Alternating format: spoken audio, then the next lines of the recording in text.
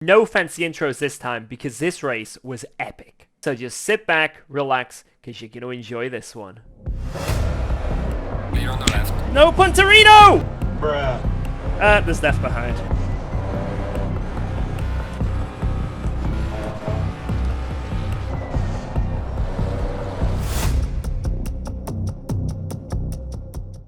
Welcome to the 9th round of the Elephant Pro Series. This week, it is Valencia! With just 4 rounds left, I'm currently leading the championship. So, in each of these races, my main goal is to just finish ahead of my rivals. Ruben, Delfante, Minar. I was feeling really confident and really fast, and this practice lap here was absolutely ridiculous. I couldn't believe the time I got when I went over the line. But you know how these races go, and of course, when we join the server and quali begins, this happens. The Astro good looks one. orange to me. It's done? It's done!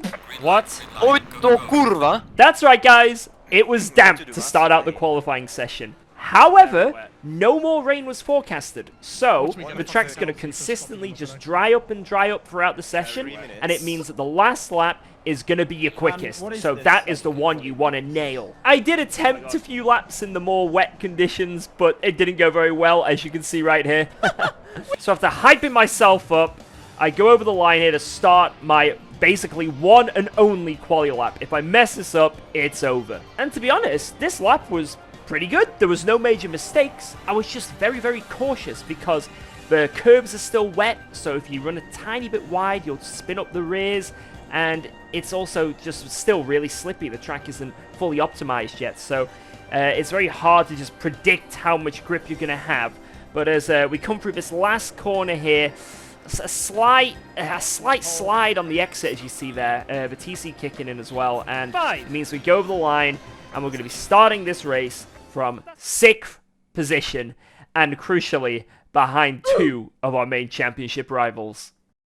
On to the race then. So, yeah, championship rivals all around us as the start procedure comes up here, and the lights are about to go green, and there they are to begin the race. Now, rivals all around me, so I want to make sure I'm really clean in this opening lap, and you'll notice it's a 90-minute race, so extra time to make some moves. But the Lamborghini behind us has different ideas. You're on the left. No Punterino! He hits us from behind, and I have to accelerate out of that. If I kept braking, I would have spun, so good awareness there to make sure we didn't end up in a mass collision on lap 1. And this is allowing the BMW to start sniffing, but we managed to defend that well. And I half defend this next corner, which leaves the cars behind closing up tight, and there's death behind. Okay, that solves the BMW issue. That was a massive lap 1 crash, but was thankfully in our mirrors, so we don't need to think about it, we can just crack on. And what's even better is, all my team managed to make it through relatively unscathed. I almost died. 4 seconds of front damage. I almost died. I got smashed in the rear. Man, And I had to accelerate out of it, otherwise I would have died. I had to predict the kill. Who was it that died, by the way? BMW.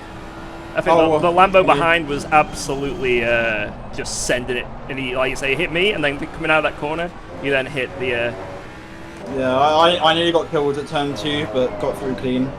It's always nice to chat with your teammates to, you know, get a few updates on other cars throughout the race, and also just so you don't feel too lonely. And it's only lap 2 here. We come out of the last corner and get a monster run on our main championship rival, Ruben.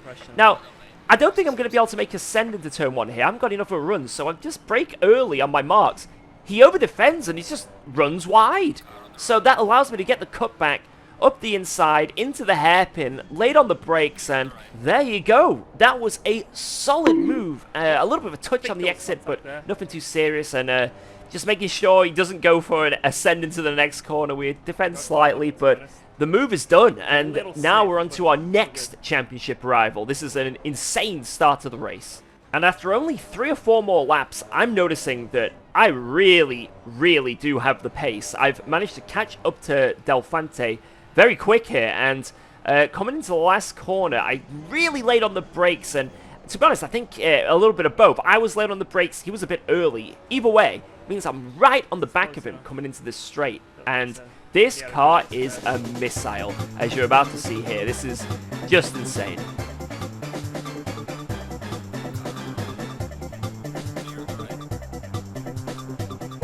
I was really, really scared I'd overcooked that corner and was going to hit the side of him and maybe e-sport him on the exit, but we got the overlap perfect, and that's another move. And again, on a championship rival, so this race is going brilliantly so far. So now I've just got to get my head down and do the best I can to pull away from the guys behind and catch up to the guys in front. And the lap times I'm doing, it's working. It's happening. I'm definitely closing that gap to the leaders, and the gap now behind, well, it's not huge, but, you know, it's over a second, so no slipstream range for them. And what's helping me even more now is Aiden ahead is going for sends on the Ferrari, so they're fighting. And, you know, the thing about racing is, if you're fighting someone, you're losing time, because both cars are going offline and having to make extra defensive work and, you know, braking early, braking late, so it just allows all the cars behind or ahead to pull away. So now I've gotten right onto the back of my teammate here. It's allowed Grantis to pull away a bit, but yeah, I'm here. I'm in the fight. The lead is there. And I'm noticing the P2 Ferrari of Burnt is making a lot of mistakes. He is definitely feeling the pressure, and it is allowing Grantis in the lead to pull away. But yeah, we come out of this final corner, and now Aiden has got a monster run. Another mistake from Burnt is allowing Aiden to go up the inside. He makes the send. A little bit of contact there. I think Burnt just turned in a bit too harshly, and now it allows us to get a run. So we go up the inside. Clear on the right. Clear on the right. I'm going to have to let him go. I don't want to risk that. I didn't know where the fuck to brake there. I didn't know where to brake at all. Couldn't risk it. Like I said, I just couldn't go for that move there. I couldn't see any of my brake references, and as much as I wanted to send it, I really, really wanted to send it, I just didn't want to risk a penalty. And we're also coming up to the halfway point, so we're all going to be making our pit stop soon. And my idea here is no one's stopped yet, so if I'm just going to do the opposite, basically. I'm going to do the opposite of them, and they all stay out, all three of them. So in I come, and hard on the brakes here, perfectly stop at the 50 board in time.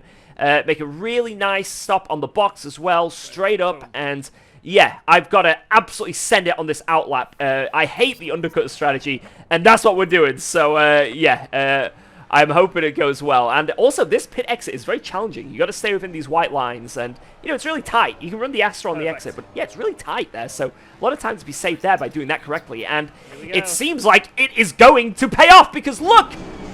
Car on the right. Clear on the right.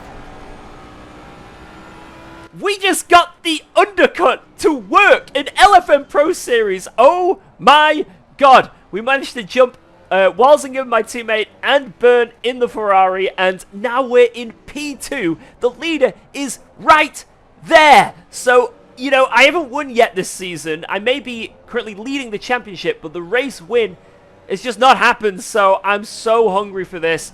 And this opening lap here is so essential, because I've got warm tyres and Grantis ahead has got cold tyres. So if I can just close up to this gap, then maybe I can get a run down the straight, like what Aiden got with Burnt a few minutes ago. And we're close. We're within 3 tenths, but is it enough? I'm getting closer now. I'm getting closer. The slipstream is coming into effect, but just not quite enough. Just not quite enough. And that was with a 3-tenth gap. So I know I need a 2-tenth gap coming out the final corner if I want to make a move. So let's ride on board for a lap to see exactly where that's possible. And it's pretty obvious that we have the straight line speed advantage. So turn 1 and maybe turn 2 here are very good opportunities for us. However, if we're quick in a straight line and all the cars are bopped to an equal lap time, it's pretty obvious where we're going to be slow, and that's in the corners, and especially the low traction corners, and if we're having to go down to first and second gear. This car has amazing power, but it takes a bit of time to, you know, extract it. So it's only when you get into like gears 3 and 4 where you suddenly just, like, it's like you've opened DRS. So all these corners here, you're noticing, look at the gap now. He's pulled so much out of that last hairpin. It's crazy. And then we managed to close upon the brakes there, but then the exit here again pulls away. And this next corner, again, look at this, hard on the brakes, getting really close to him. And we cannot get the power down like he can. And this final chicane is awesome. I love this final chicane. It makes or breaks a lap. It's very dicey, but our car's amazing through there, but so's the Ferrari. It's probably just as good as ours, so I can never get that gap to be less than, like, you know, 3 or 4 tenths. I mean, usually it's like half a second, because it's just... he's just so good in that last sector. I can't close up, and it just keeps happening. Lap after lap after lap after lap. I just cannot get close enough, and it just means that at the end of the straight, I'm on his ass, but not enough to go for a move. But finally, after 30 minutes of this happening, a mistake is made. He brakes a little bit early. I think he maybe messed up his brake marker or reference or something, but it allowed him to close so much on the brakes into that corner, and even with his superior traction on the exit, I'm closing, and again, it's not enough for a move, but we're right behind him, so another little mistake there in the left-hander, and maybe we can go for a run on the inside, but he covers it off. So unfortunately, nothing really came from that, but pressure is on, and I know he's feeling it. So we go into the next lap, and it's the exact same scenario. I'm closing up fast, not enough for a move, but you know, we try and be passive to get a good exit, and it's worked. We're getting a run again. He's going defensive. So 2 laps in a row, we've had to put him on the back foot, and you know, just like you said there, just keep putting him off. Just keep putting him off. But unfortunately, I then make a mistake. I run right onto the gravel there and lose a couple temps. So as much as I'm wanting to put this pressure on, there's also a lot of pressure on me to just, you know, it's very, very hard. These races are extremely stressful, and it's just so easy to make that tiny mistake, which is exactly what Grantis does through that chicane and this final corner. So this is going to be the best run I've had all race, with only 7 minutes to go. It's make or break, so we're closing. This is going to be enough to get alongside. He's going to go defensive. It's deja vu. Can I do the same as what I did with Huben? No.